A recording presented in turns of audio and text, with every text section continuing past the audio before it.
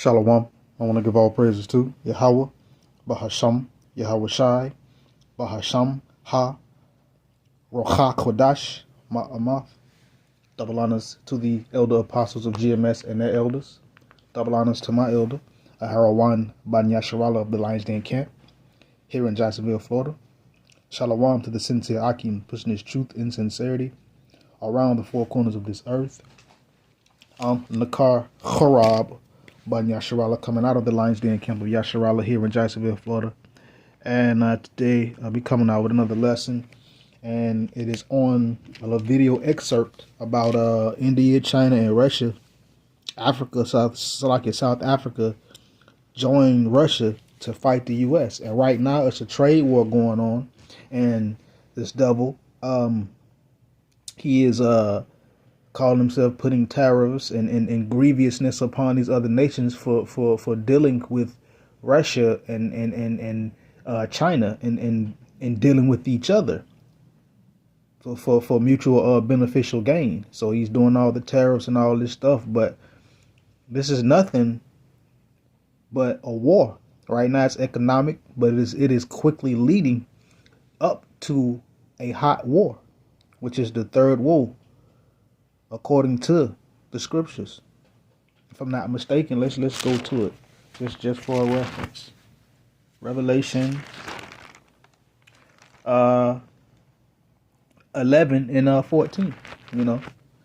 But this link to this video was put in the chat by the Bishop Canuck of this camp, the Lions Den camp, and I clicked on it and I seen it, and immediately I harped on it. So without further ado, I'm gonna play the video and then I'm gonna get a few scriptures.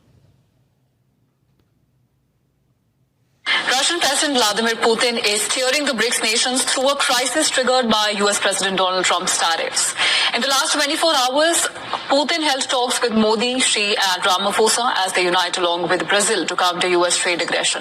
Now the talks come ahead of Putin's meeting with US President in Alaska next Friday. Now, according to reports, the Kremlin said that Russian President Putin, in his phone call with Indian Prime Minister Narendra Modi, discussed Ukraine and talks held with US Special Envoy Steve Witkoff. While thanking President Putin for his detailed assessment, Prime Minister Modi reiterated India's consistent position for peaceful resolution of the war in Ukraine. Now, the leaders also reviewed progress in the bilateral agenda and reaffirmed their commitment to further deepen the special and privileged strategic partnership between India and Russia. Inviting Putin to India, PM Modi said that he is looking forward to hosting him later this year. According to India's Ministry of External Affairs, PM Modi invited Putin for 23rd India-Russia Annual Summit. Earlier, PM Modi held talks with Brazil's President Lula da Silva on US trade tariffs, where both leaders agreed to enhance cooperation in trade, energy, defense and other areas, as US tariffs on Brazilian goods jumped to 50%. Now, Putin also dialed his Chinese counterpart Xi Jinping to update him on the latest US-Russia talks on the war in Ukraine. Now, according to the reports, Xi Jinping expressed support for a long-term solution to the conflict. Ahead of the phone call, China slammed Trump's steep tariffs on India over Russian oil purchase, calling it a clear case of tariff abuse while urging restraint. South African President Cyril Ramaphosa also held a telephonic discussion with Russian President Vladimir Putin on the Ukraine war and furthering of bilateral ties. After speaking to Putin, he spoke with his Ukrainian counterpart Volodymyr Zelensky on the peace process between Russia and Ukraine. Well, this comes as US President imposed a 30% tariff on South African nation. Reaching out to regional allies, Russian President Putin also held talks with Belarusian President Alexander Lukashenko on US peace proposal plans.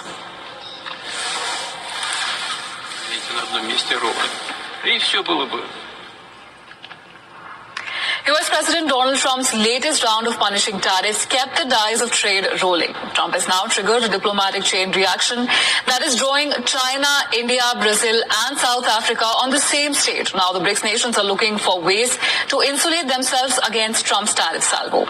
We spoke to experts from BRICS nations and this is what they had to say. Listen in.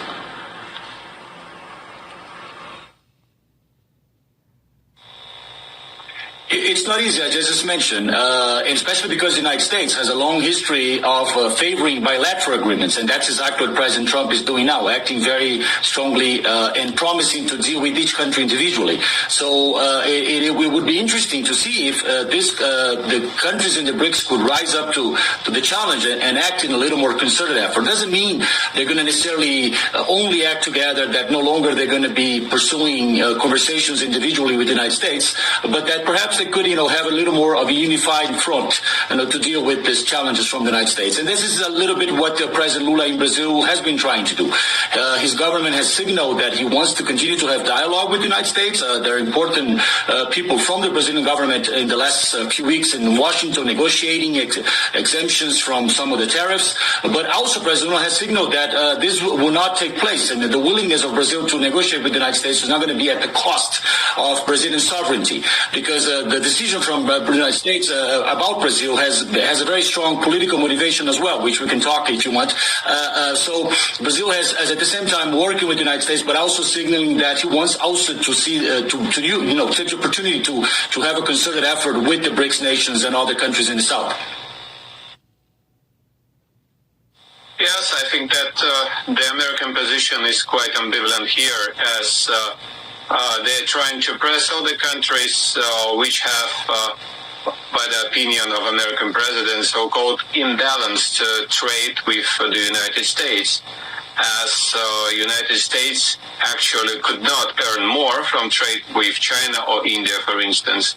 That is why Washington tries to press using some economic arguments, and of course there are also some political arguments, and India and China are not in the American camp, in the Western camp, even not supporting Russia directly. India is cooperating very extensively and very significantly, which is rather unpleasant for the United States, who is trying to control all the dynamic of the foreign trade.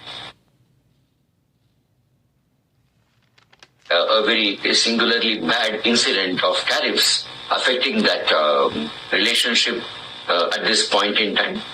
But nothing is lost. We are going to still discuss in the last week of August. The U.S. delegation is coming to discuss the trade issues further, and we will be in a position to get something out of it.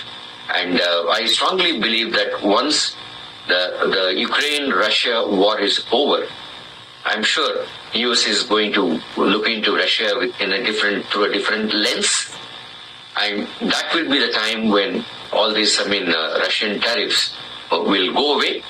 And meanwhile, we'll have to keep our head cool. We'll have to negotiate, taking into account our red lines, and see that, if there is necessity to offer a market with an accelerated tariff reduction, we should be in a position to do so. But take care of the red lines very, very clearly. Those are the areas where we will be never in a position to give up our interests. Well, push is the word, because these three countries are not so much attracted together as being pushed together, because there is continuing rivalry for influence between India and China, not to mention the border disputes. There is also not 100% alignment of interest between Russia and China. But on the other hand, all three countries are suffering from Donald Trump's no-holds-bar tariffs and other sanctions and restrictions. So these Trump is trying to invoke the rules of the jungle in place of the so-called rule-based order. Actions are risky in the longer term for the US's diplomatic relations with the rest of the world, and then the BRICS nations and the global South. If anything, these declarations, these announcements, these measures, if they come into play, will only serve to, as you hinted at earlier, unite them, bring them closer together in a distrust of the global north, a criticism of the West, sort of proving some of the suspicions that there had been in the past, that in the end, you make declarations about democracy and fairness, but you're actually only in it for yourself.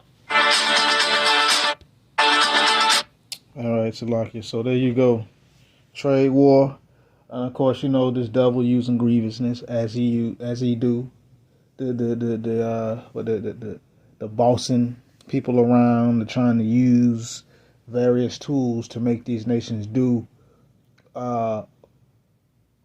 what did this devil want them to do. What, nonetheless, the king of Babylon that's in rulership right now over this place is really causing problems. It's really going to cause a devastation to Babylon, America. So without further ado, let's get a few scriptures. This is Ezekiel chapter 4, verse 16. Even though this is talking about the siege that happened in the time during the reign of Jeroboam, well, I said Boyum, but showed the time from the defection of Jeroboam into captivity. How our people were negatively affected because of the wickedness that they were following behind. But nonetheless, this is applicable to Babylon, America, as far as, we'll say, amenities and trades go. So verse 16, it says, moreover, he said unto me, Son of man, I will break the staff of bread in Jerusalem, and they shall eat bread by weight and with care, and they shall drink water by measure and with astonishment. So this was leading up to a famine at this time, because the Lord had broke the staff of bread, meaning he cursed our people. He blew or touched, we'll say, on the amenities, food, water, and stuff like that. That's why it says here, they shall eat bread by weight, and with care they shall drink water by measure with astonishment, meaning it was going to get to a point, and it's going to get to a point to where they were going to have to ration out food and water. And that's going to start to come here and happen here in Babylon, America. They're going to get to a point to where it's going to get so bad to where anybody that does have something or get something, they're going to be eating, like it says here, they're going to be eating their bread by weight, and they're going to drink their water by measurement. They're going to be carefully trying to conserve the little bit that they have. And guess what? And it'll be all according to Yahweh Bashim Yahshai. But it's going to be blamed on this devil with his grievous ways. Real quick, let's go to second Esdras. Let's go to second Esdras before I get my other ones, because with this trade crap going on with Donald Trump, he's not going to do anything but cause a famine, and it's going to cause people to become irate, violent, and they're going to start to riot. Thus saith Yahweh Ba'ashim Yahushua. Let's continue. This is 2nd Esdras chapter 15.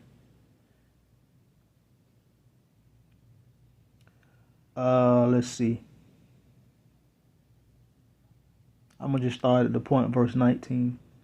It says, a man shall have no pity upon his neighbor, but shall destroy their houses with the sword, and spoil their goods because of the lack of bread and for great tribulation. So it's going to come a point that the Lord is going to allow a famine to hit Babylon, America. As the Lord breaking the staff of bread, meaning people that have, we've been seeing videos of people, oh, we're preparing and all that. Yeah, well, guess what? The people that say they're preparing for these times to come, they're not going to be living in luxury. They're going to be rationing out their own food, but it's going to be so bad, and it's going to get so bad that a man is not going to have pity upon his neighbor. So those people who have stored up or hoarded up for the last days, those treasures, that food and everything, well, guess what? Those neighbors that they've let know or let in on their little nest egg or a secret, guess what? People are not going to have pity. It says here, but shall destroy their houses with the sword. So it's going to be a lot of pillaging, a lot of spoiling as well, which is going to lead to a lot of bloodshed and mawath, death. That's why it says, a man shall have no pity upon his neighbor, but shall destroy their houses with the sword. That's talking about the sword. That's a weapon. And what is the modern day sword in this day and age? The gun. Rather it be automatic, semi-automatic, bolt action, nonetheless, it is still a sword. And men are going to be spoiling other men's goods because of the lack of bread. Because the Lord has broken the staff of bread of this place.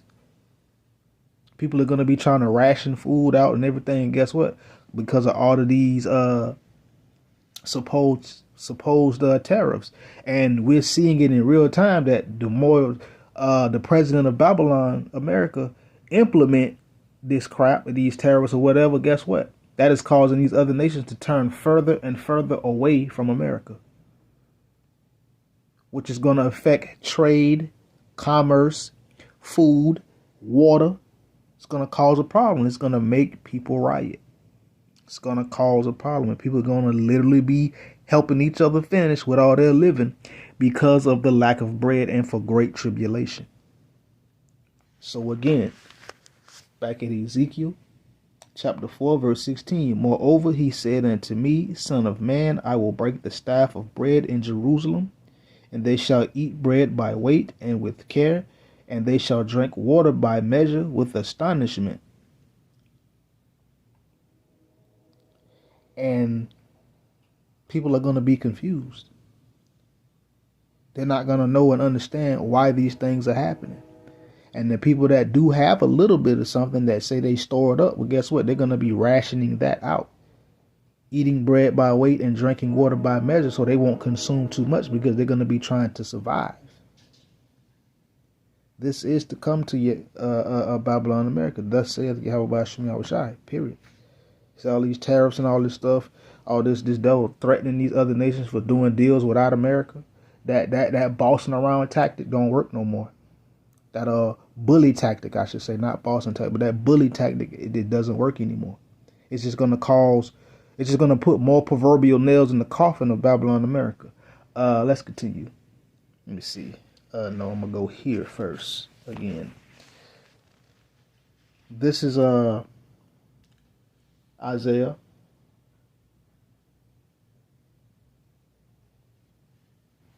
(33:1). You know what? Real quick, let me go to Isaiah 47 and then I'm going to go to 33:1.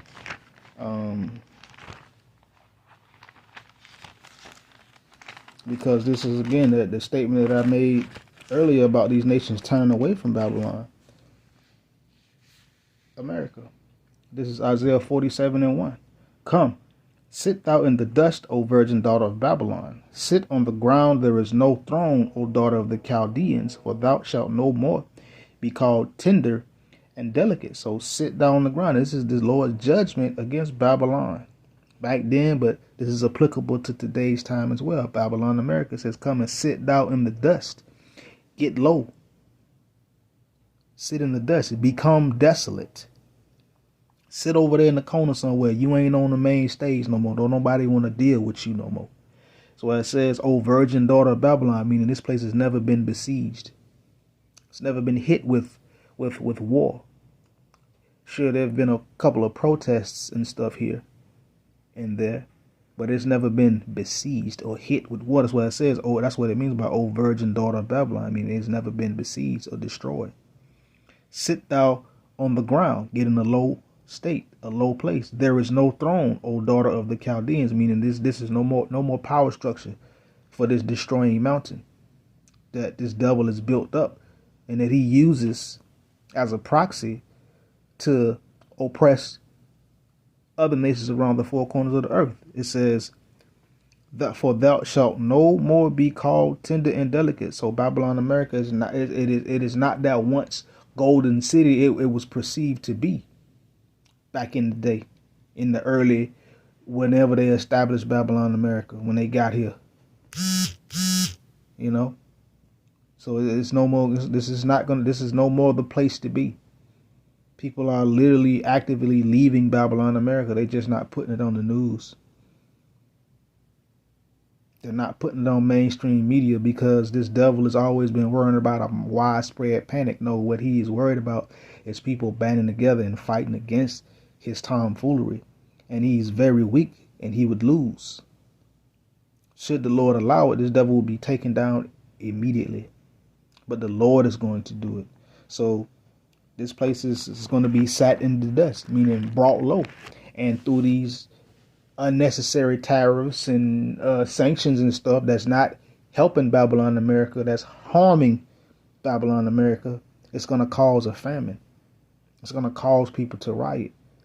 This is going to cause a lot of things. This is a snowball effect. And that fact that 3 other nations have joined in among Russia to fight against these tariffs, there you go. You still got a couple of those nations that still want to do business with Babylon America, but for the most part, ain't nobody really trying to deal with America like that. And they say, the scripture said that the Lord is going to, I'm going to get that, but I'm just referencing it right now. But the Lord said he's going to put hooks in the jaws of Russia and turn them back to that old state that they used to be in, like the USSR. Well, you can say in today's time, that BRICS is similar to that. Because it was a conglomerate of nations. But back then, it was the USSR and everything within Russia's area. But now you got other nations. So it's like the USSR is back. But it ain't like it used to be back in the day. With Joseph Stalin and Gorbachev and all the rest of them. But let's continue. Let's continue. This is Isaiah 33:1. It says, "Woe to thee that spoilest and was not spoiled." So again, woe to thee that spoilest. Babylon America was the one spoiling everywhere, but it wasn't spoiled. It says, "And dealest treacherously, and they dealt not treacherously with thee." So Babylon America was dealing treacherously with these other nations when these other nations was dealing true and right with Babylon America.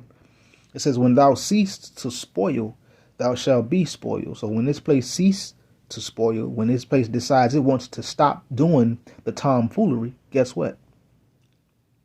It says, "And when thou shalt make an end to deal treacherously, they shall deal treacherously with thee." So when Babylon America decides to stop spoiling and stop dealing treacherously, that's when these other nations are going to start to spoil Babylon America and deal treacherously with Babylon America.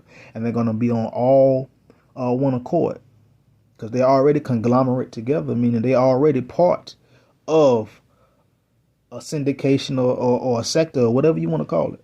They're already together and they're doing business amongst each other and they're becoming very rich. And America is being left behind. This is not something that is made up. This is not something that is being assumed. This is the truth. We see it. That is the whole reason of the president of Babylon's tariffs and sanctions, to try and claw to stay in power. But it ain't working. Last point. This is Ezekiel 38, verse 4. It says, "And I will turn thee back and put hooks into thy jaws, and I will bring thee forth, and all thine army, horses and horsemen, all of them clothed with all sorts of armor, even a great company with bucklers and shields, all of them handling swords." And of course, this was talking about the army and the malice of Gog and the judgment against them. But again, it is applicable to today's time as well. The Lord is taking and turning America back into that USSR mindset, but it is now joined unto other nations. BRICS: Brazil, Russia, India, China, South Africa, and a whole host of other nations that have joined BRICS. This is the Lord's doing. The Lord calls those nations to form BRICS with Russia because Babylon America was trying to X Russia out, so Russia made up its own thing. And guess what? Now who's being X'd out? America. See, the Lord is taking the devices that this devil has made and turning them back on him, on himself. So again, it says, and I will turn thee back and put hooks into thy jaws, and I will bring thee forth, and all thine army, horses and horsemen, all of them clothed with all sorts of armor, even a great company with bucklers and shields, all of them handling swords. That's these nations that's joined unto Russia. And they're all of what? And they're going to be handling swords. Horses and horsemen, all of them clothed with all sorts of armor, prepared and ready for battle.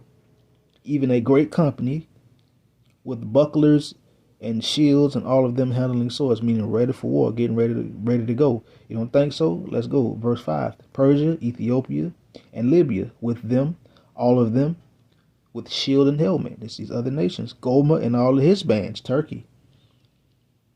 Gomer and all of his bands. The house of Togarmah, Turkey, and of the north quarters, and all of his bands, and many people with thee, meaning these other nations are coming together. The Lord is bringing these other nations together and their armies together. And it says, be thou prepared and prepare for thyself, thou and all thy company that are assembled unto thee, and be thou a guard unto them. And that's what's going on right now. Russia is a guard unto these other nations. It says, be thou prepared and prepare for thyself. That's also Russia been preparing for war as well, getting ready. They've been developing WMDs, ICBMs, hypersonic missiles, drones that can house these weapons, all of them capable of carrying nuclear payloads. And they are preparing. China just released a little bit of information about, I think, if I'm not mistaken, one of their second ICBMs, or intermediate range ballistic missiles that is very well capable of carrying a nuclear payload. So all these nations that are gathered unto Russia are being, the Lord is getting them ready, and Russia is a guard unto these nations. So what we're seeing right now is a premonition of the future. This is going to continue to happen until the destroying mountain is no more. Thus saith Yahweh Ba'Shem Yahushai. And with that, Shalom.